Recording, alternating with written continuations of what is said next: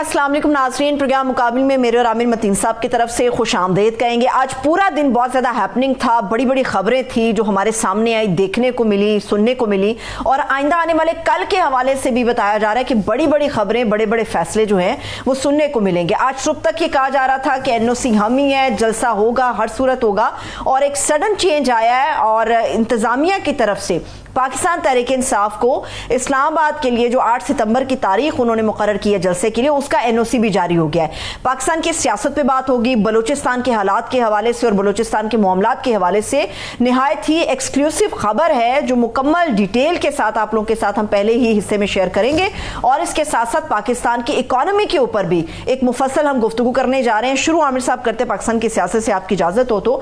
Finally Aamir साहब, जो एक खुदा ना खास्ता हमें नजर आ रहा था कि रेजिस्टेंस होगी और मामला गड़बड़ भी हो सकते हैं क्योंकि डू और डाई की सिचुएशन हो गई थी, आज सडनली उन्होंने NOC भी जारी कर दिया। मेरा ख्याल है अच्छा शगुन है ये आज जो हम शुरू कर रहे हैं। जी, ये पहले भी वैसे तो हुआ है कि इजाज़त देने के बाद बिल्कुल लास्ट मोमेंट पे वो इजाज़त वापस ले ली जाती है, मगर इस दफ़ा उम्मीद की जाती है कि नहीं करेंगे।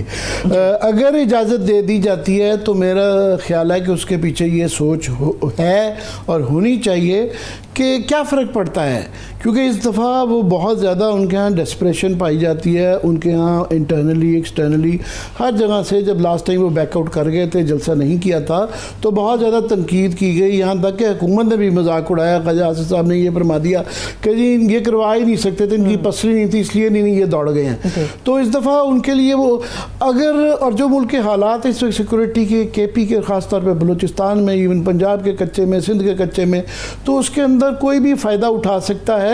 तो क्या फ़र्क पड़ता है, करने दें, कोई हर्ज नहीं है। तो ये मैं समझता हूँ कि अगर ये हो जाती है तो मुस्बत बात है। एक वैसे भी जो है ना, वो स्टीम निकलती रहे तो अच्छी बात होती है, तो स्टीम को रोकना नहीं चाहिए कि बजाय इसके कि वो किया जाए। वरना दरमियान में आप देखें वो बताया जा रहा था कि जी बिल लेके आ रहे हैं कि 7 दिन पहले वो किया जाए, अभी वो वैसे बाय द वे प्रोसेस में है बिल, अभी वो कानून नहीं बना, मगर अगर ये अलाउ कर देते तो कोई वो नहीं होगी। मगर मैं समझता हूँ हम पहले सियासी उस पर बात करेंगे, मगर हम अपनी जो एक्सक्लूसिव स्टोरी एक है और ये बड़ी ही अहम है और इसका तनाजुर इस खबर, इस जलसे से भी थोड़ा सा जुड़ जाता है। आप ये लेके आ रहे हैं जी तरमीम पहले की है, ये एंटी टेररिज्म एक्ट का कानून जो है 1997 का, तो ये उसके अंदर ये एक तरमीम की गई थी पहले कि इसकी जो एक्सक्लूसिव स्टोरी है ये हमारे, मैं बताता जाऊं कि हमारे बड़े सीनियर रिपोर्टर और बड़े ही ज़बरदस्त रिपोर्टर हैं रियाजुल हक साहब, तो उनसे ही ये तफसील हमारे साथ बिल्कुल मौजूद हैं, उनको भी वेलकम करते हैं। जी रियाज, आप खुद ही अगर अपने अल्फाज में बता सकें, क्योंकि आपकी स्टोरी है कि इसके अंदर ये क्या है। बहुत शुक्रिया आमिर साहब। पिछले जुम्मे को तकरीबन एक्सक्लूसिव एक कैबिनेट की मीटिंग बुलाई गई। यूजुअली ये होता है कि हर मंगल को कैबिनेट की मीटिंग होती है, लेकिन पिछले जुम्मे को कैबिनेट की खुसूसी मीटिंग बुलवाई गई और उसमें जो दो एजेंडा आइटम थे ML1 और PWD को ख़त्म करने के हवाले से। लेकिन ये जो तरमीम है ये अचानक जो है ये टेबल की गई और किसी को ये पहले ये जरा बता दें कि ये तरमीम है क्या, क्या चीज़ आ रही है जिसमें फैसला हुआ है। ये तरमीम है, ये एंटी टेररिज्म एक्ट जो 1997 था उसकी एक शिक है 11 पेंटा E। उसके तहत जो अहम बात है उसमें उसको ये दोबारा रिवाइव करने के लिए बाकायदा तौर पे काबीना ने मंजूरी दे दी है। उसके तहत किसी भी शख्स को दहशतगर्दी के हवाले से या लॉ एंड ऑर्डर के हवाले से 90 दिनों के लिए वो ज़ेर हिरासत रख सकते हैं और वो एक्सटेंडेबल भी है। और काबीना की सारी जो ब्रीफिंग थी उसमें इंटीरियर वालों ने जो ब्रीफिंग दी उसमें जो सबसे अहम बात थी कि जी बलूचिस्तान में 2016 के बाद से, जब से ये शिक खत्म हुई है सनसेट क्लॉज, उसके बाद से बहुत ज्यादा मसाइल आना शुरू हो गए। 1997 में कानून आया था और ये 2016 में सनसेट क्लॉज की वजह से लैप्स कर गया था।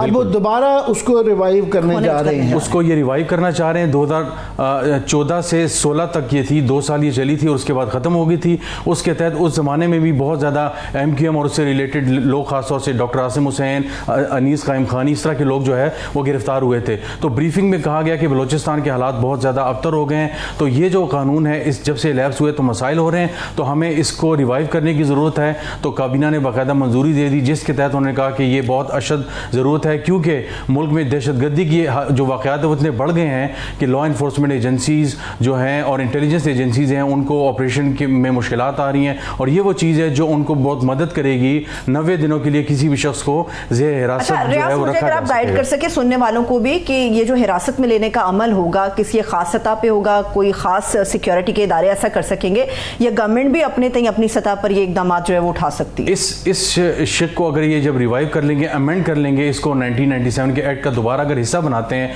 उसके तहत हुकूमत, लॉ इन्फोर्समेंट एजेंसीज, आर्मी और इस तरह के तमाम जो कानून नाफिज करने वाले इदारे हैं, authorised armed forces, civil armed forces, उन सब के पास बिल्कुल इन सब के पास कि प्रीएम्प्टिवली सिर्फ शक की बुनियाद पे कि ये आदमी कोई सैबोटाज या दहशतगर्दी कर सकता है, उसको गिरफ्तार 90 दिन के लिए किया जा सकता है। अब इसको दो तरीके हैं देखने के।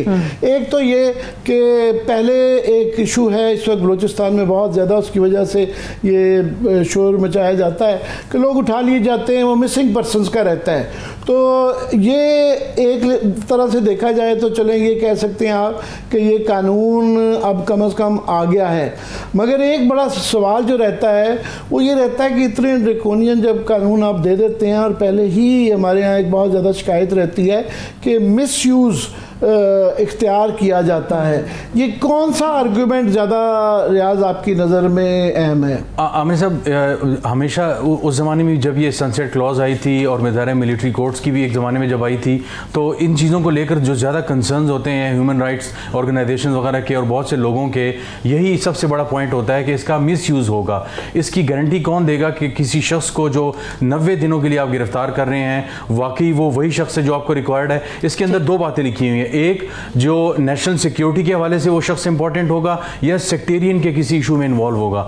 तो सेक्टेरियन तो फिलहाल जाहिर है हमारे सामने नहीं है, लेकिन जो सबसे बड़ा इशू है वो नेशनल सिक्योरिटी है। अब वो इतना बड़ा एक ब्लैंकेट का कवर है, इतना इसका बड़ा होराइजन है कि उसको जो है डिफाइन करना ज़ाहिर किसी के बस की बात नहीं है। तो मिस यूज़ वाला जो एस्पेक्ट है वो बहुत ज़्यादा जो है वो गाहे बगाहे वो यूज़ होता रहता है कि ये जो है इसको इस तरह इस्तेमाल किया जा सकता है। तो अभी इसको जब आगे लाया जा रहा है तो इसके हवाले से खदशात भी ज़ाहिर सामने आएंगे, तो इसको जिस सीक्रेट अंदाज में ले जाया जा रहा है आगे, तो इससे पता लगता है कि शायद इसके रिएक्शन का भी हुकूमत को अंदाजा अभी से है, इसलिए चीज़ों को बड़ा खामोशी से रखा जा रहा है, समझ से किया जा रहा है। ठीक है, रियाज हमारे साथ हैं, लेकिन आमिर साहब जो हम ये बात कर रहे हैं कानून साजी के हवाले से, खासतौर पर बलूचिस्तान में बढ़ती हुई दहशतगर्दी को मद्देनजर रखते हुए ये फैसला किया गया, और इस वक्त हमारे जो मुअज़्ज़ज़ मेहमान है वो भी हमारे साथ मौजूद है। अगर आपकी इजाज़त तो आमिर साहब तो मैं इंट्रोड्यूस कराना चाहूँगी, इस वक्त साबिक़ वज़ीर आला बलूचिस्तान डॉक्टर अब्दुल मालिक बलोच साहब हमारे साथ मौजूद हैं।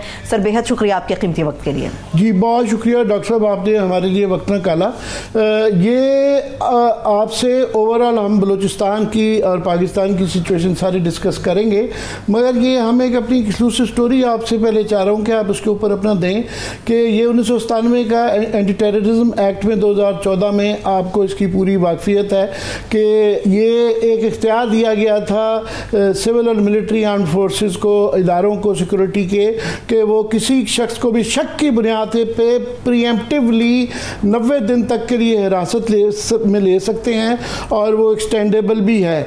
ये उसको दोबारा लेके आ रहे हैं, अभी लॉ मिनिस्ट्री ने और पार्लियामान ने उसको पास करना है, मगर कैबिनेट से एक दफ़ा ये होके पास होके आ चुका हुआ है। अब इसके अंदर जो सारी समरी जो दी गई है वो सारा बलूचिस्तान के मुतल्लिक है, गो के इसका इतलाक सारे मुल्क में होगा। वो कह रहे हैं कि बलूचिस्तान के हालात की वजह से, ख़ास तौर पे दहशतगर्दी के बढ़ते हुए ख्यालात की वजह से, ये वहाँ पे ये उसकी वजह से लाना चाह रहे हैं। क्या कहेंगे आप? देखिए, मैंने तो भाई एक्ट नहीं देखा है, लेकिन जो 2014 का एक्ट था वो मजहबी इंतहा पसंदी के लिए लिमिटेड पीरियड का था। अब जो बलूचिस्तान, क्योंकि उसमें नेशनलिज्म और ये लसानी चीज़ों को निकाला गया था, अब मुझे पता नहीं है कि इसमें क्या तरमीम आ रहा है या नहीं आ रहा है, मैं पूछ लूँगा। लेकिन जो भी इशू बलूचिस्तान के ख़िलाफ़ हो, बलूचिस्तान के अवाम के ख़िलाफ़ हो, हम उसकी मुखालफत करेंगे।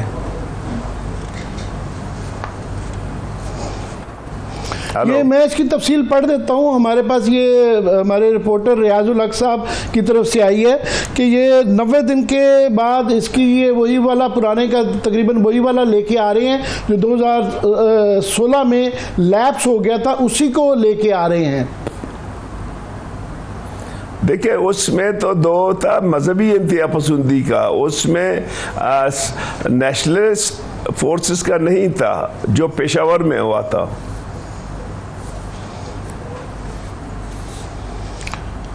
जी डॉक्टर साहब, मगर अभी इस वक्त तो उन्होंने जो इसके अंदर की ये नहीं डिफाइन किया कि वो सिर्फ मजहबी दहशतगर्दी के मुतल्लिक होगा।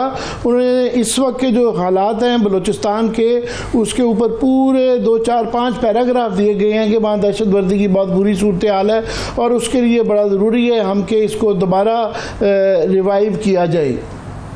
तो इसका मैं जानना चाहूँगा आपको कि मौजूदा सूरत हाल है वहाँ पे, तो इससे क्या कोई मुस्बत असर है? कि कुछ लोग कहते हैं जी वहाँ के देखें ना उठा लिए जाते हैं कानूनी, उसको नहीं है, तो वही आर्गूमेंट देखें हम कानून लेके आ रहे हैं। अब देखिए मैंने एक्ट को नहीं पढ़ा है और मैं अपने दोस्तों से भी बात करूंगा सेशन में जो सेनेट और कौमी असम्बली में है, लेकिन हम हर उस कानून साजी की मुखालफत करेंगे जो बलूचिस्तान के अवाम के ख़िलाफ़ हो। मैं कानून नहीं पढ़ा इसलिए मैं ज़्यादा तबसरा नहीं कर सकता हूँ, लेकिन हम हर वो कानून की मुखालफत करेंगे जो बलूचिस्तान के लोगों के हक़ में न हो। चले अभी तो वैसे ये अभी कानून बना नहीं है, सिर्फ ये कैबिनेट में उन्होंने जी अभी ये इसकी तफसील जो है ये रिपोर्टर हमारे रियाजुल हक साहब बता देते हैं कि अभी ये कानून बना नहीं है, तो ऑफ कोर्स जो है इसकी तफसीलात मजीद आएंगी, ये पार्लियामान में भी डिस्कस होगा, लॉ मिनिस्ट्री ने भी इसको वेट करना होगा। मगर आप डॉक्टर साहब को ज़रा रियाजुल हक साहब इसकी थोड़ी सी तफसील बताएं कि ये क्या करना चाह रहे हैं। डॉक्टर साहब आप कह रहे थे कि जी उस ज़माने में था कि जी मजहबी जो है वो एग्जैक्टली इसमें भी यही जिक्र है कि 11 पेंटा ई जो एंटी टेररिज्म एक्ट 1997 में जो 14 में अमेंड किया गया था, जो 16 में जो है वो लैप्स हो गया था, तो उसमें यही है कि नेशनल सिक्योरिटी और सेक्टेरियनिज्म यानी फ़िरक़ावाराना तौर पे वो ज़ाहिर है वो मजहबी से रिलेटेड होता है, तो इसमें नेशनल सिक्योरिटी और सेक्टेरियनिज्म दोनों शामिल हैं। इसके तहत अगर उनको लगे कि कोई शख्स किसी वजह से मशकूक है और वो उनको लगता है कि वो ऐसी सरगर्मियों में मुलविस है कि वो रियासत के लिए ख़तरा है और नेशनल सिक्योरिटी के लिए, कौमी सलामती के लिए, उसको वो 90 दिनों के लिए ज़ेर हिरासत रख सकेंगे और 24 घंटे के अंदर गिरफ्तारी के फ़ौरन बाद जो है वो मजिस्ट्रेट के सामने वो पेश कर सकेंगे। पेश किए बगैर भी जो है वो उनकी गैर मौजूदगी में भी ये लिखा हुआ है, गैर मौजूदगी में भी जो है उनका जो है वो एक्सटेंशन ली जा सकती है मजीद अगर वो लेना चाहें। तो बड़ा एक शुरू में जो है ना बड़ा सख्त सा नज़र आ रहा है और उस ज़माने में 14-16 में हमने देखा कि जी देखिए मैं आपसे अर्ज कर रहा हूँ, अभी आप इसको देख रहे हैं, जब वो कौमी असम्बली और सेनेट में आ जाएगा उसको हम देख लेंगे, तफसीलन उस पर डिबेट करेंगे, अपनी एक्सपर्ट से राय ले लेंगे और जो बलूचिस्तान के अवाम के ख़िलाफ़ होगा हम उसके हक़ में नहीं होंगे। मैंने एक्ट देखा नहीं, आप मुझसे पूछ रहे हैं। बिल्कुल डॉक्टर साहब समझ आ रही है, आप मुझे समझ आ रही है कि आप बगैर पढ़े ज़ाहिर है इसको मुहतात रहना चाहेंगे और बिल्कुल समझ आती है कि पढ़ने के बाद बात करने के बाद इस पर आप तबसरा करना चाहेंगे। मगर मैं एक जेनेरिक सा ओपन सवाल कर देता हूँ कि इस वक्त एक बहुत ज़्यादा पाकिस्तान के अंदर और बलूचिस्तान में ख़ास तौर पे एक मसला है कि पहले ही बहुत ज़्यादा इख्तियारात हैं और ये बेसिक पर्सनस के हवाले से और भी बेताशा मारना पकड़ना धकड़ना बहुत ज़्यादा एक शिकायत रहती है। मगर अगर पॉलिसी, क्योंकि इस वक्त जो है बहुत ज़्यादा बलूचिस्तान के हवाले से पार्लियामान में भी अख्तर मेंगल साहब ने इस्तीफ़ा दे दिया और तो दोबारा एक किस्म का फोकस आया हुआ है, तो बजाय इसके कि वहाँ ये नज़र आए कि पॉलिसी है कि सियासी हल निकाला जाए, अगर इस तरह के मज़ीद इख्तियार बढ़ाने वाले तरफ गामज़न हुकूमत नज़र आएगी तो आपका क्या रिएक्शन होगा इस पर? देखिए मैं तो समझता हूँ कि बलूचिस्तान को जो एक इंसर्जेंसी शुरू हुई है इस को शुरू होना ही नहीं था, लेकिन जनरल मुशर्रफ की गलत पॉलिसियों की वजह से फिर नवाब खैर बशमरी को जेल में डाला, फिर नवाब अकबर ख़ान को शहीद किया, फिर बाद में जो लोग शहीद हुए इसके रद्द अमल में एक इंसर्जेंसी आई। तो हम समझते हैं कि इसका हल एक मल्टी डायमेंशन स्ट्रेटजी होनी चाहिए कि आप एक दफ़ा कॉन्फिडेंस बिल्डिंग करें, बलूचिस्तान के अवाम की हक के राय दहिंदगी को माने, हक के हकीमियत को माने, यहाँ के साइल व वसाइल को बलूचिस्तान के अवाम के अंदर अवाम को दे दें, मिसिंग पर्सन के मसले को एड्रेस कर लें, यहाँ के नौजवानों को, बेरोज़गार नौजवानों को अपॉर्चुनिटी दे दें कि तो उनको रोज़गार मिले, तो तब जाके कॉन्फिडेंस बिल्डिंग होगी और ये मसले हल होंगे। ये मसले सिर्फ कानून साजी से हल नहीं होंगे। तो बेहतर है कि बलूचिस्तान में अमली इक़दामात की ज़रूरत है ताकि ये कत्ल खून है ये ख़त्म हो जाए।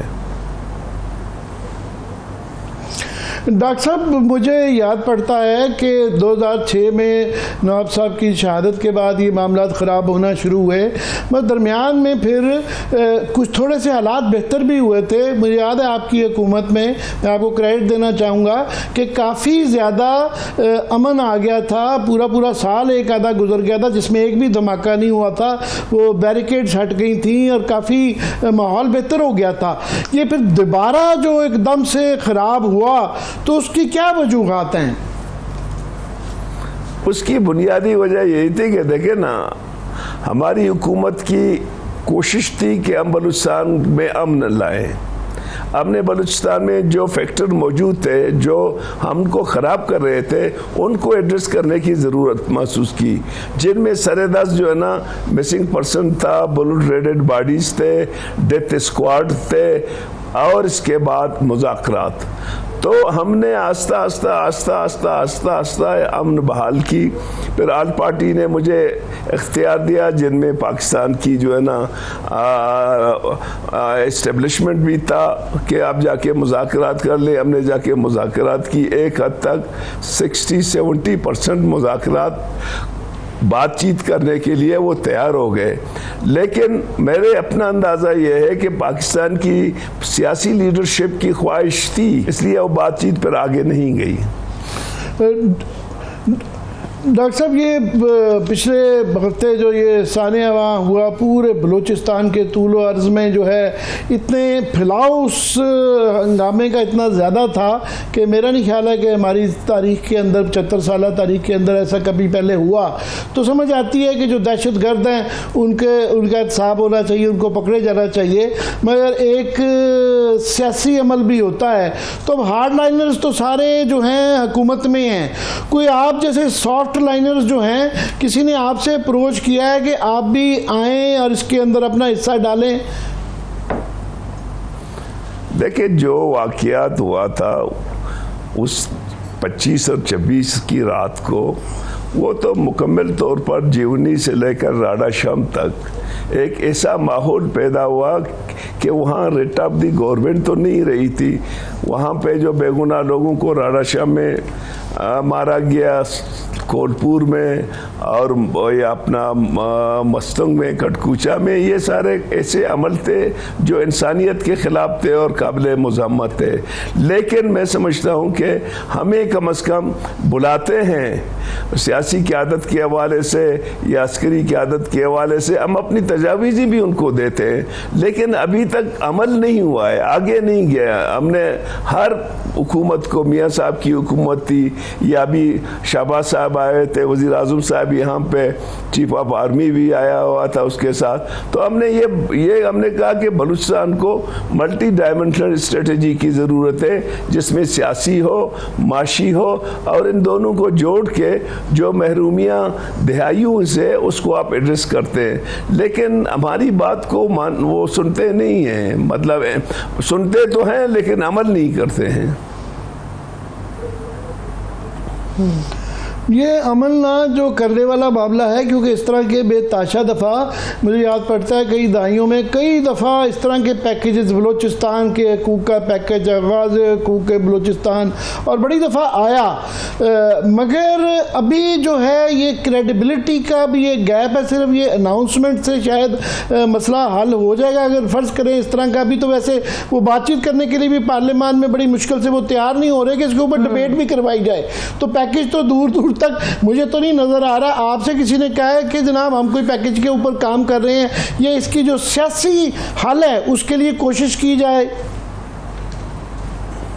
मुझे देखो ना, फ्रैंकली हमें ये नहीं किया गया, लेकिन जब भी हमें मीडिया के ज़रिए, मीटिंगों के ज़रिए, असेंबली के ज़रिए जब भी मौका मिल जाता है, हम अपनी पॉइंट ऑफ व्यू को स्ट्रेट फॉरवर्ड रखते हैं कि बलूचिस्तान को अमन दे, तरक्की दे, क्योंकि हम इस वफाक के हिस्से हैं। हम वफाक के अंदर रहते हुए जमहूरी जदोजहद करने वाले लोग हैं। हम ये समझते हैं कि जब तक इस मुल्क को आप आइन के मुताबिक नहीं चलाएंगे, ये मुल्क आगे नहीं चलेगा। आज जो इतनी माशी और सियासी अदम इस्तेकाम है, ये बुनियादी वजह है सियासी क्राइसिस की। आज आपका तमाम सोसाइटी पोलराइज है, पॉलिटिशियन पोलराइज है, जुडिशरी पोलराइज है, इसके एक आपस में उलझे हुए, कभी एक दूसरे के खिलाफ उलझे हुए। इस पोलराइज सोसाइटी में सियासी और माशी इस्तेकाम नहीं आएगा। इसके लिए ज़रूरी है कि तमाम स्टेक होल्डर बैठ के पाकिस्तान को आइन के मुताबिक चलाएं और उस आइन के मुताबिक मसलों का हल निकालें।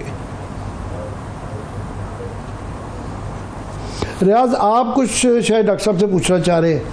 मैं मालिक साहब, इसकी एक और कॉन्टेशन है जो बहुत ज़्यादा ख़तरनाक भी है। जैसे इन्होंने जिक्र किया आमिर साहब ने कि जी बलूचिस्तान में बहुत बड़े स्केल पे ये फैल गया था, लेकिन इस कानून के बाद जो बज़ाहिर नज़र आ रहा है कि हुकूमत को भी इख्तियार हासिल हो जाएगा, तो इससे ये लगता है कि शायद खैबर पख्तूनख्वा में, पंजाब में और सिंध की हद तक भी जो सियासी मुखालफीन हैं उनको भी जो है इस तरह के जो है ये मामला जो है फैल सकता है। तो ये एक बहुत बड़ा खदशा जो है वो ये भी जाहिर किया जाएगा आने वाले दिनों में इस मामले पे, क्योंकि इसमें सिर्फ दहशतगर्दी वाला मामला नहीं है। अगर नक्शे अमन के तहत भी कोई हो जाए, चूँकि नेशनल सिक्योरिटी एक बहुत बड़ा एक जो है वो होराइजन है, तो आपको लगता है कि शायद इस तरह की चीज़ों से मज़ीद जो है वो मामलात इंस्टेबिलिटी की तरफ जाएंगे, क्योंकि बलूचिस्तान से ये फैल के पूरे मुल्क की तरफ जा सकता है अगर ये इस तरह की चीज़ें नाफिज़ुल अमल होना शुरू हो जाएँ?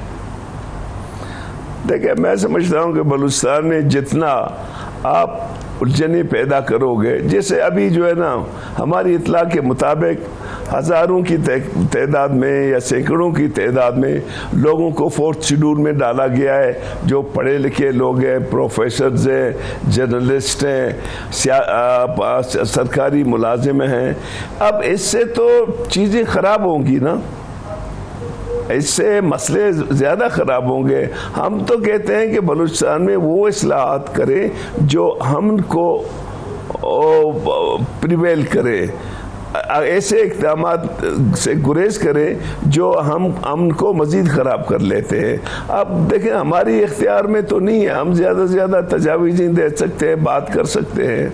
बाकी अगर मुल्क को उन लोगों ने सही डगर पे चलाना है तो ये तमाम अपने अवाम को एतमाद में ले लें, बलूचिस्तान के अवाम पे एतमाद ले लें, उन पर ट्रस्ट कर लें, क्योंकि जब आप मुझ पे भरोसा कर लेते हैं तब मैं आप पर भरोसा करूंगा।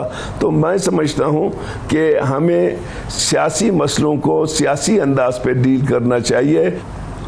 जी, बहुत बहुत शुक्रिया डॉक्टर साहब आपका हमारे लिए वक्त निकालने का। अभी ब्रेक ले लेते हैं अगर आपकी इजाज़त हो। मैं ज़रा मैं थोड़ा सा इस पे ज़रूर रियाज से पूछना चाहूँगा कि बड़ी अहम बात रियाज ने की कि ये हम तो डॉक्टर साहब से, क्योंकि इसके अंदर बलूचिस्तान का बहुत ज़्यादा जिक्र है, मगर इसका इतलाक़ क्योंकि पूरे पाकिस्तान पे होना है और यहाँ पहले ही एक सूरत हाल है जिसमें ख़ास तौर पर PTI जो है वो बहुत उनको शिकायत रहती है और काफ़ी हद तक जायज़ भी है कि उनको लोग उठाए जाते हैं। और बिल्कुल, तो पहले तो वो फिर भी जो उठाए जाते थे तो यहाँ वो कुछ ना कुछ, ये तो शक की बुनियाद पे, इसका मतलब है कि अब जिस तरह ये 8 तारीख को भी जो है, अभी तो खैर ये नहीं कानून नहीं बना, मगर नेक्स्ट टाइम कोई इस तरह का होगा तो शक की बुनियाद के ऊपर टेररिज्म के या नक्शे अमन के भी तो आप किसी को भी उठा लेंगे, तो ये तो फिर एक बहुत ज़्यादा मेरा ख्याल क्रेडिबिलिटी गैप भी है। कई दफ़ा मिस यूज़, चले लेट से कि बुरे हालात के अंदर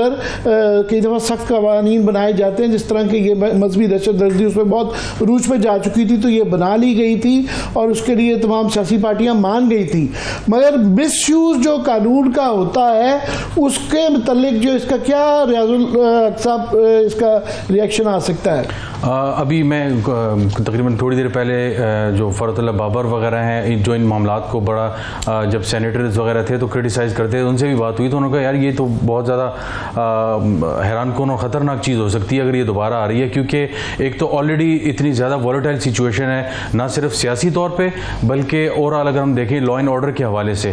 तो इस वक्त अदालतें जो है हम अगर देखें तो बहुत सी चीज़ों के हवाले से क्रिटिसिज्म भी आ रहा है कि लोग अगर लापता हो रहे हैं तो क्यों हो रहे हैं और किस कानून के तहत हो रहे हैं, और वीडियोस भी उनकी आ जाती हैं, उनका पता नहीं चल रहा, और बहुत से ज़्यादा पीटीआई के लोग भी उसमें शामिल हैं। तो ये सवाल बहुत अहम हो जाएगा कि क्या ये जो कानून पास किया जाएगा, क्या ये डिस्कशंस में तो ये कहा जा रहा है, ब्रीफिंग्स में मंजूरी तो इसके तहत दी जा रही है कि जी बलूचिस्तान में हालात ख़राब हैं, इस वजह से हम जो है वो 16 में लैप्स हुआ था, अब हम दोबारा इसको रिवाइव कर रहे हैं। तो क्या इसका सिर्फ गैर सियासी ही इस्तेमाल होगा और सिर्फ जो है दहशतगर्दी से रिलेटेड जो लोग हैं, जो दहशतगर्द हैं या जो मशकूक लोग हैं, आप उन्हीं को गिरफ्तार करेंगे और उनको हिरासत में रखेंगे और फिर वो एक्सटेंड होगा ताकि चीज़ों को सप्रेस किया जा सके।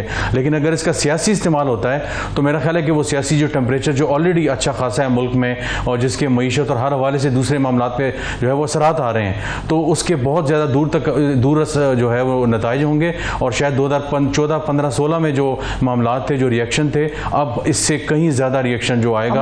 हमारी बदकिस्मती आमिर साहब के जितने भी कानून पाकिस्तान में इस तरह से बनाए जा रहे हैं वो हमेशा ज़ाती मुफाद या इंतकामी सियासत के तौर पे इस्तेमाल होते हैं। मेरा सवाल आपसे ये आमिर साहब कि इसमें बताया गया है कि नेशनल सिक्योरिटी का इशू बनेगा, शक की बुनियाद पे भी आदमी को उठाया जा सकता है जिसको भी उठाना है, और 90 दिन के लिए हिरासत में होगा। लेकिन क्या कोई इस चीज़ के ऊपर क्वेश्चन रेज करेगा कि जिस शख्स को उठाया गया है उसके बारे में आपका शक गलत था? अगर गलत था तो 90 दिन तक जो उसकी इज्जत नफ्स मजरूह होती रही है उसका खुमियाजा कौन भुगतेगा, उसका हिसाब कौन देगा? ये भी बड़े इंपॉर्टेंट क्वेश्चन है, ये भी बहुत इंपॉर्टेंट है। और वो ना सिर्फ के 90 दिन के लिए होगा, वो एक्सटेंडेबल है, वो अगले 90 दिन के लिए भी दोबारा मांग लेंगे। अभी भी हम तफ्तीश कर रहे हैं। और एक और इसके अंदर जो बड़ी अहम चीज जो तजवीज़ दी गई है वो है कि मशकूक अफराद के घरों पर छापे और शाह की जब्तगी का इख्तियार भी मिल गया है कि ये फिर घर से आपके कुछ भी वो आपका उठा के ले जाएं और बाद में ये इसका भी मिसयूज बहुत ज़्यादा होता है। दूसरा एक अहम पहलू ये है कि हम कश्मीर के अंदर जब पुरादा या इस तरह के उनके यहाँ ये कवानीन इस्तेमाल किए जाते हैं तो हम बड़ा क्रिटिसाइज करते हैं, और वो जब कभी उसका देते हैं इक्वलेंस करने की कोशिश करते हैं कि जी देखिए आपके बलूचिस्तान में, तो हम मुवाजना पसंद नहीं करते कि कश्मीर की सिचुएशन और है, उसका एक बैकग्राउंड और है। तो ये जब हम खुद ये इस तरह के कवानीन ला रहे हैं तो उससे एक मैसेज दे रहे हैं कि हमारे यहाँ वाकई हालात बहुत ख़राब हैं, और उससे पहले ही जो एक अदम इस्तेहकाम है जिसकी वजह इन्वेस्टमेंट नहीं आ रही, जिसकी वजह से डोनर्स हमें पैसे नहीं दे रहे, तो उनको भी एक रीज़न मिल जाता है कि जनाब यहाँ पे कौन पैसे लेके इन्वेस्टमेंट करेगा, कौन पैसे लेके आएगा। तो ये भी एक बहुत बड़ा पहलू है। ठीक है, बिल्कुल। और मैं अभी ब्रेक की तरफ आमिर साहब चल रही हूँ, लेकिन ब्रेक पर जाने से पहले मैं ये बताऊंगी कि हम जिस तरह के हालात से गुजर रहे हैं उसमें तो कहा जाता है, मीडिया को भी कहा जाता है कि जी आप हर चीज़ में एक मनफी पहलू जो है उसको उजागर कर लेते हैं या निकाल लेते हैं। मतलब वो कहते हैं ना कि दूध का जला छाछ भी फूंक फूंक के पीता है। तो पाकिस्तान के अंदर जो सिस्टम चल रहा है उसमें सारी चीज़ें बिल्कुल ऐसी नज़र आ रही हैं। रियाजुल हक, आपका बहुत शुक्रिया, थैंक्स सो मच। अभी आप कुछ कहना चाह रहे हैं, फिर मैं ब्रेक पे चली जाऊँ? रियाजुल हक साहब हमारे साथ रहेंगे। चलिए, बस रियाजुल हक साहब हमारे साथ मौजूद रहेंगे। अभी एक ब्रेक लेते हैं हम, ब्रेक से वापस आएंगे तो पाकिस्तान की इकोनॉमी के ऊपर जिस तरफ आमिर साहब ने इशारा किया है उसके हवाले से हम मुफस्सल गुफ्तगू करेंगे। Stay with us.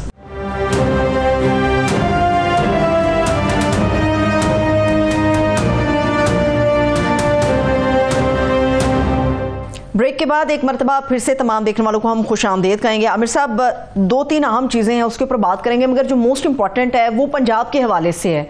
जामियात के लिए वाइस चांसलर्स जो हैं उनके इंटरव्यूज़ मरियम नवाज साहिबा कर रही हैं। जी, ये एक बहुत बड़ा इशू पंजाब के अंदर बना है कि एकेडमिक्स को, टीचर्स को ख़ास तौर पे सियासत से बालातर किया जाता है। तो ये एक वहाँ पे जिस तरह हमारे यहाँ ब्यूरोक्रेसी के अंदर ये बड़ी पोलराइजेशन हो गई है कि ये उनका बंदा तो ये उनका बंदा, तो लोगों को शक पड़ जाता है कि शायद ऐसा तालीमी इदारों में भी किया जा रहा है। और हमारे यहाँ ये मसला रहा है ख़ास तौर पर पंजाब असम्बली के अंदर जो है, फॉर एग्ज़ाम्पल एक पार्टी का कोड वो कई दहाइयों से चलता आ रहा है, तो टोटली उन्होंने कंट्रोल, तो लोग फिर शक में पड़ जाते हैं कि क्या है। गैर कानूनी तौर पे तो नहीं है, मगर क्योंकि रवायत नहीं रही है कि वाइस चांसलर्स के इंटरव्यूज़ के अंदर जो है पॉलिटिकल लीडरशिप, चीफ मिनिस्टर ख़ास तौर पे उसको इंटरव्यूज़ करें, तो उस पर काफ़ी शोर मचाया गया है। एकेडमिक्स ने, मैं डॉक्टर नजीबुल हक साहब का भी देख रहा था, उन्होंने कहा जनाब ये वाला नहीं है। हकीकत इसका बैकग्राउंड ये है कि इस वक्त तकरीबन जो है 66 के करीब यूनिवर्सिटियां हैं, जिसके अंदर 6 के अंदर पूरे पाकिस्तान के अंदर के जिसके अंदर 6 में तो कोई भी वाइस चांसलर है ही नहीं और 60 के अंदर एक्टिंग चल रहे थे। तो अभी ये इंटरव्यू पंजाब में बताया जा रहा है कि इस खबर में 25 का जिक्र है, जो हमारे साथ रियाजुल हक साहब ने एक्चुअली ये स्टोरी की थी, जो रियाजुल हक बताएंगे कि एक्चुअली कितनी यूनिवर्सिटियां थी। मैं फिलहाल बताया जा रहा है कि उन्होंने 7 के इंटरव्यू के नामों की मंजूरी दे दी है। अब इसके अंदर एक जो मैं जवाब पूछना चाहूँगा कि ये अगर पंजाब में ये सिलसिला होता है तो अभी क्योंकि यहाँ टिट फॉर टैट भी होना शुरू होता है, कल को KP वाले भी, उनके यहाँ भी ये और बाकी सूबों में भी चीफ मिनिस्टर इंटरव्यू करने शुरू कर दें, तो फिर ये क्या हुआ करेगा कि ये उनकी यूनिवर्सिटी तो ये उनकी यूनिवर्सिटी, क्या ऐसा होने का इम्कान हो सकता है? आमिर साहब, एक काफ़ी अरसे से ये चीज़ बड़ी वो होती थी कि पर्दे के पीछे इस तरह की चीज़ें होती थी कि चीफ मिनिस्टर इन्फ्लुएंस करते थे चीज़ों को, और असल में जो चांसलर होता है वो गवर्नर होता है, जो सूबे की यूनिवर्सिटीज़ होती हैं। तो मोस्टली गवर्नर जो है इन चीज़ों को थोड़ा बहुत अगेन ऑफ द कफ जो है या ऑफ द कर्टन जो है वो चीज़ों को देखते हैं और डायरेक्शंस देते हैं, इसको कर लें, इसको देख लें। और लेकिन इस दफ़ा ये पहली बार हुआ है कि एक चीफ मिनिस्टर जो है बाकायदा तौर पे इंटरव्यूज़ कर रहे हैं। ये बड़ा अनयूजुअल है और ये कम से कम 14-15 साल से मैं भी एजुकेशन देख रहा हूँ, मैंने कभी इस तरह नहीं देखा। चांसलर्स का रोल समहाउ इनडायरेक्टली आता है, वो भी डायरेक्टली नहीं आता, क्योंकि पूरा एक पैनल बनता है, नोटिफाई होता है और उसके बाद जो है वो पैनल इंटरव्यूज़ करता है तमाम VCs के। तो इस दफ़ा तो पंजाब में तो हैरानकुन तौर पर जो है वो, बल्कि एक ये बात भी आई थी कि पंजाब में एक साहब जो थे वो पैसे ले रहे थे बाकायदा तौर पर लोगों से और VCs को कॉल्स कर रहे थे और उनसे पैसे, उनके खिलाफ भी FIR भी हो चुकी है। तो इस तरह की चीज़ें जो जनूबी पंजाब के जो VCs थे उनके मुतालिक इस तरह की खबरें आई थी। KP में एक और टसल चल रही है, ज़ाहिर है वो गवर्नर और CM के दरमियान, तो CM ने सारे नामों का जो फाइनल हो गया था उनके तक जो पहुँचे वो उन्होंने भेज दिए, तो वो कोर्ट ने जो नलीफाई कर दिए क्योंकि गवर्नर ने ओके नहीं किया कुछ इस तरह का। तो 22 यूनिवर्सिटीज़ जो हैं वो KP की जो हैं वो इस वक्त इस सारे मामले में है, सिंध की 5 हैं और बलोचिस्तान की 3 है। तो टोटल 65-66 के करीब यूनिवर्सिटीज़ हैं मुल्क की जो बगैर जो है वो परमानेंट जो है वो हेड्स के चल रही हैं, और 4-5 ऐसी हैं जो बिल्कुल खाली हैं, वहाँ पे कोई भी नहीं है, सीनियर डीन वगैरह को वो लगा देते हैं। तो एक्टिंग इसलिए रखी जाती है कि वो काबू में रहते हैं, और ये पाकिस्तान में ब्यूरोक्रेसी में भी बेतहाशा है। काफ़ी मिनिस्ट्रीज़ हैं जहाँ पे एक्टिंग जो है ना 21वें ग्रेड के अफसर चल रहे हैं, 22वीं ग्रेड पे बैठे हुए हैं, मगर उसके पीछे शायद मंतक ये होती है कि वो कंट्रोल में रहते हैं और उनको पता है कि ज़रा इधर से किया तो उनका एक्टिंग चार्ज जा सकता है। ये इतनी ज़्यादा 60 यूनिवर्सिटियों के अंदर एक्टिंग चार्ज पे चल रहे हैं, ये क्या माजरा है?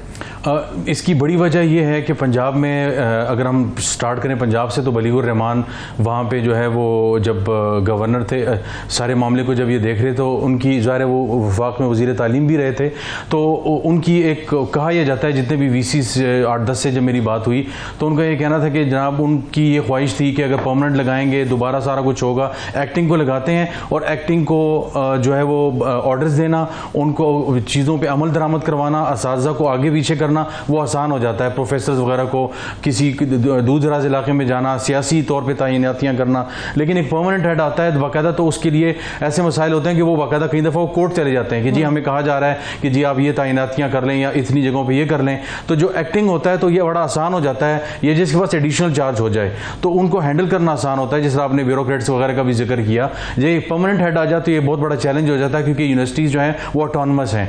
जब ऑटोनमस हैं तो बाकायदा तौर पर अगर किसी किस्म की कोई छोटी मोटी तो चीज़ें होती रहती है, लेकिन बहुत ज़्यादा चीज़ों में इवन डिग्रीज के हवाले से, थीसिस के हवाले से भी चांसलर जो हैं और चीफ मिनिस्टर जो हैं वो इन्फ्लुएंस करते हैं, लेकिन एक परमानेंट आ जाए तो वो एक बहुत बड़ा इशू बन जाता है। बलीगुर रहमान साहब से याद आया कि उनके ऊपर बहावलपुर कलों को भूल गया है, वहाँ पे एक बच्चियों को हरासा करने का बहुत एक स्कैंडल आया था और उन पे सवाल आए थे कि वहाँ कैसे ये VC साहब लगाए गए, और बहुत ज़्यादा वहाँ पे जो तफ्तीश की गई तो बुरे हालात थे। इसलिए भी ये बड़ा अहम है कि ये जो वाइस चांसलर्स लगाए जाएं ये बड़े सोच विचार के लगाए जाएं और एक पूरी कमेटी। और ये प्रोफेसरों की, डॉक्टर नजीबुल हक का मैं देख रहा था, वो कह रहे हैं वैसे भी बेइज्जती है कि उनका एक जो जाहिर है वाइस चांसलर का कैंडिडेट है वो PhD मोस्टली होता है। exactly. तो वो इस लेवल पे 30 साल की सर्विस के बाद जाके अगर वो जवाबदेह हो, अपने आप को जस्टिफाई कर रहा हो, तो एकेडमिक्स एक दूसरे के साथ कर सकते हैं। पॉलिटिकल लीडरशिप के पास जाके इंटरव्यू देना बच्चों की तरह, वो एक बेइज्जती का एलिमेंट भी आ जाता है इसमें। बिल्कुल ऐसा ही है। और हमने देखा कि पिछले कुछ अरसे में ऐसी कुछ यूनिवर्सिटीज़ पंजाब में थी जहाँ पे आपने इस्लामी यूनिवर्सिटी जो है वो भावलपुर का जिक्र किया, तो हमारे पास एक रिपोर्ट भी मौजूद है, वो हायर एजुकेशन कमीशन ने तैयार की, बलीगुर रहमान साहब गवर्नर थे, उसमें बेइंतहा करप्शन, तैनातियों से लेकर डिग्रियाँ जो दी गई और जो थीसिस पास हुए उन सब पे बड़ी तफसील से जिक्र है। लेकिन बलीगुर रहमान साहब ने, चूँकि वो खुद भी भावलपुर के हैं, उस सारे मामले पर जो है वो मुबैना तौर पर जो सारे करप्शन के मामला थे उस रिपोर्ट पे किसी किस्म का कोई कान नहीं धरा। इसी तरह बलोचिस्तान की कुछ ऐसी यूनिवर्सिटीज़ हैं जिसमें सारा जो है जो मामलात हैं उसको बिल्कुल खामोशी से अंडर द रग कर दिया गया। तो ये बड़ी अफसोसनाक सूरत हाल है कि एक जो वाइस चांसलर का जो कैंडिडेट है, इवन जो वाइस चांसलर भी है, उसको ताबे बनाया जा रहा है एक सियासी उसके, जिसका एकेडमिक किसी किस्म का कोई ताल्लुक नहीं है। अगर कोई डॉक्टर भी कोई CM हो तो मेरा ख्याल है कि इस चीज़ को उससे अलहदा रखा जाए तो बेहतर है। तो ये ट्रेंड जो मुतारिफ करवाया जा रहा है ये इंतहाई खतरनाक है और हर दफ़ा अब ये होगा कि वो मरहूने मिन्नत होंगे उन सियासी लोगों के। ये पूरा मामला पॉलिटिसाइज हो गया। रियाज, मुझे इसी से रिलेटेड एक सवाल है, मुझे क्या बताइएगा कि जिस तरह से वाइस चांसलर्स की तैनातियां होती हैं, इतना बड़ा एक ओहदा है, ये इतनी बड़ी हैसियत होती है, इसमें तालीमी काबिलियत, इल्मी मैदान में आप लोगों की जो परफॉर्मेंस होती है उसको जज किया जाता है, तजुर्बा आपका जज किया जाता है। हमेशा ये बताया जाता है कि आप तो बड़े बारीकी से देखते हैं ये तालीम के मामलात को, एक सर्च कमेटी बनती है, वो मामलात को देखती है, फिर आगे सारा प्रोसेस होता है। तो क्या वजह है कि इस मरतबा इस प्रोसेस को फॉलो नहीं किया गया? क्या वजूहात है कि सर्च कमेटी नहीं बनाई जा सकी, या जिन लोगों को सामने आना चाहिए था वो लोग नहीं सामने आए इस प्रोसेस को फॉलो करने के लिए? क्यों आखिर चीफ मिनिस्टर पंजाब को ये इंटरव्यू करने की जरूरत पेश आई है? असल में ये हुआ है जब पिछले कुछ अरसे से जब ये सियासी मुदाखलत बहुत ज़्यादा हो गई यूनिवर्सिटीज़ में और ब्यूरोक्रेसी में, तो ये चीज़ बड़ी सामने आने लगी कि हमें ऐसे लोग यूनिवर्सिटीज़ में चाहिए, चूँकि हमने देखा कि PTI के हवाले से, मुख्तलिफ दूसरों मामलात के हवाले से, तो बहुत सी जगहों पे बाकायदा तौर पे ऑफ द रिकॉर्ड 2-3 VCs ने कहा कि बलीगुर रहमान साहब प्रोग्राम में आके वो कभी इसकी वजाहत भी कर सकते हैं कि उन्होंने कहा कि जी हमें उस तरह के लोग चाहिए जो लाइक माइंडेड हों, हमें बाकी किस्म के यूथ कैप्चरिंग की बात कर रहे हैं आप।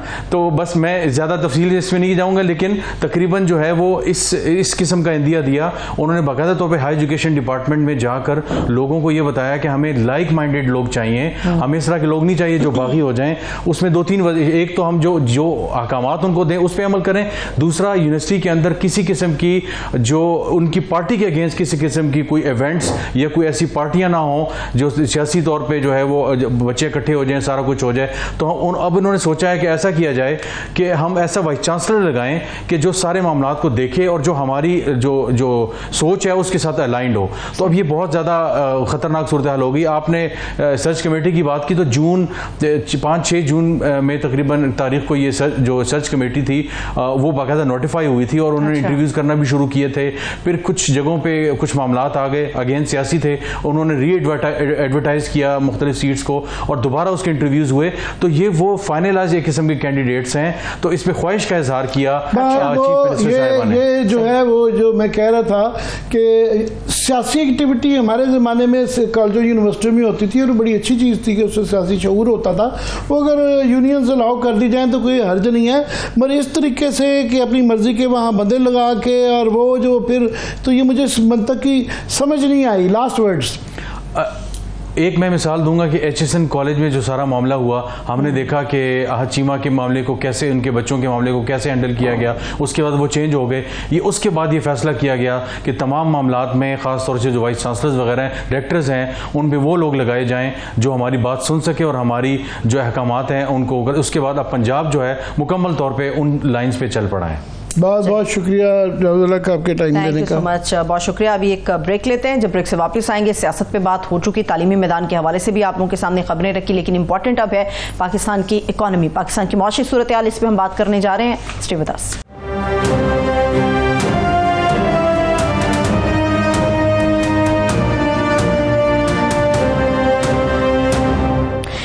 बाद एक मरतबा फिर से खुश आमदेद कहेंगे तमाम देखने वालों को। पाकिस्तान की मुआशी सूरत हाल पर हम बात करने जा रहे हैं और इस वक्त हमारे साथ सीनियर सहाफ़ी और मुआशी तज्ज़ियाकार मैं कहूँगी शहबाज राना साहब मौजूद हैं। बहुत शुक्रिया शहबाज साहब, थैंक यू सो मच आपके वक्त के लिए। ओवर टू यू आमिर साहब। जी शहबाज साहब, आपसे बड़ी शिकायत है कि स्टोरियाँ आप करते हैं और जो है ना तनकीद का निशाना हम बन जाते हैं। मैं नाज़रीन के बैकग्राउंड के लिए बता दूँ कि पंजाब के अंदर एक कोशिश की गई, 14 रुपये पर यूनिट का उन्होंने अनाउंस किया और बहुत उसकी तशहीर भी की गई कि ये रियायत अवाम को दी जाएगी। और जब ये हुआ तो उनकी नीयत और उनके एफर्ट की हमने बड़ी तारीफ़ की कि बड़ी अच्छी बात है कि ये चाहे वफाक में या सूबे में सोचा जा रहा है कि अवाम तकलीफ़ में है तो ये करना चाहिए, अच्छी बात है। दोनों दफ़ा जब भी इसका जिक्र हुआ तारीफ़ से शुरू किया, मगर फिर उसके अंदर एक रखना पड़ गया कि शहबाज राना साहब ने स्टोरी की कि जनाब इन्होंने ये कर तो लिया है मगर IMF ने एतराज़ कर दिया है कि आप इस तरीके से नहीं, अगर आपने गरीबों को देना है तो वो बिस्क जो बेनज़ीर इनकम सपोर्ट फंड है उसके ज़रिए, बल्कि वो इसरार करते हैं कि और पैसा दें वहाँ पे, मगर इस तरीके से आप नहीं दे सकते। तो उसके बाद जब इन्होंने ये स्टोरी दी तो अज़मा बुखारी साहबा जो पंजाब की इंफॉर्मेशन मिनिस्टर हैं, बड़ी मोहतरम है, मगर उन्होंने बड़े ही एक प्रेस कॉन्फ्रेंस की और जिसमें इनके अलावा बाकी सहाफ़ियों ने भी कहा कि गैर जिम्मेदार से लोग हैं, बगैर पूछे कर देते हैं, IMF ने तो किसी को नहीं बताया। उसके बाद वफाकी गवर्नमेंट ने ये लिख के भी भेज दिया, ये भी खबर चल गई जिसकी तरदीद नहीं की गई। फाइनेंस मिनिस्ट्री ने सूबों से कहा है कि जनाब आप आइंदा ऐसी बात ना करें। उसके बाद हमने उस स्टोरी का जिक्र किया तो आज हमारी प्रोड्यूसर साहबा हैं तमसीला, उन्होंने ट्वीट कल के प्रोग्राम में हारून शरीफ साहब हमारे साथ थे, इस पे हम बात कर रहे थे, तो आज उन्होंने मेरा नाम नहीं लिया मगर क्योंकि वो मेरी नीचे वीडियो है तो इसलिए मैं मजबूर हूँ कि इसका एक्सप्लेनेशन दे दूँ कि बार बार तरदीद करने के बावजूद, ये उन्होंने ट्वीट किया अज़मा बुखारी साहबा ने, बार बार तरदीद करने के बावजूद सीनियर सहाफ़ी को इस तरह से प्रोपेगेंडा काबिल अफसोस है। अल्लाह जाने अवाम के मफाद वाले रिलीफ से इतनी तकलीफ़ क्यों है। बाखुदा अवाम की खुशी पे खुशी होना सीखें। ये चंद हज़ार रुपये उनके लिए क्या माने रखते हैं उनको शायद मालूम नहीं। कभी IMF का नाम, कभी वफाकी हुकूमत, अब ये पता नहीं क्या वो कहना चाह रही हैं, अभी भी वो तरदीद को उसको ओन कर रही हैं या नहीं कर रही हैं। शहबाज राना साहब, ये स्टोरियाँ आप देते हैं, ये तनकीद हमें फेस करनी पड़ती है, क्या करें हम? और एक्चुअल सिचुएशन है क्या, ज़रा आप बता दें पहले कि ये हमने कुछ गलती की या उनको कोई गलत समझ आई है? जी बिस्मिल्लाहिर्रहमानिर्रहीम, बहुत शुक्रिया आप दोनों का। देखें, आप पंजाब हुकूमत के पास हो, चाहे पंजाब की हुकूमत हो चाहे वफाक की हुकूमत हो, उनके पास अब ज़्यादा इख्तियारात तो है नहीं, तो थोड़ा सा उनको चीखने का तो हक देना। आप बड़ी ज़्यादती करते हैं, वो इतराज़ करते हैं, उसके ऊपर भी आपको इतराज़ होता है। ये एक इंतहाई संजीदा मामला है आमिर मतीन साहब, ये जो IMF का प्रोग्राम है, और ये पहली दफ़ा नहीं हुआ। आपको याद होगा कि जब हमज़ा शहबाज शरीफ साहब भी वज़ीर आला बने थे, correct me if I am wrong, उन्होंने भी इस तरह की कोई सब्सिडी देने का प्रोग्राम बनाया था जो कि बाद में IMF ने रिवर्स करवा दिया था। पाकिस्तान में इस वक्त यूनिफॉर्म एक टैरिफ है। यूनिफॉर्म टैरिफ का मतलब ये है कि बिजली अगर 100 यूनिट कोई कंज्यूम करेगा कंज्यूमर, चाहे वो फैसलाबाद में बैठा हुआ है, मुल्तान में बैठा हुआ है, कराची में है, पेशावर में है, तो उस 100 यूनिट की जो कीमत है वो पूरे पाकिस्तान में एक ही होगी। ये एक निज़ाम पाकिस्तान के अंदर राइज है। हालांकि आमतौर पर जो इकोनॉमिक प्रिंसिपल है वो ये है कि जहाँ की जो एफिशिएंसी है उसके मुताबिक रेट होना चाहिए, लेकिन हमने वफाक की चारों इकाइयों को इकट्ठा रखने के लिए और सूबों के दरमियान कोई डिस्पैरिटी पैदा हो तो एक रेट रख दिया। अब जो इलेक्ट्रिसिटी और गैस के ऊपर इवन की जो सब्सिडीज भी होती हैं वो देनी है या नहीं देनी वफाकी हुकूमत देती है, और उसका जो रेट भी होता है वो नेपरा डिटर्मिन करता है, वफाकी हुकूमत उसकी मंजूरी देती है।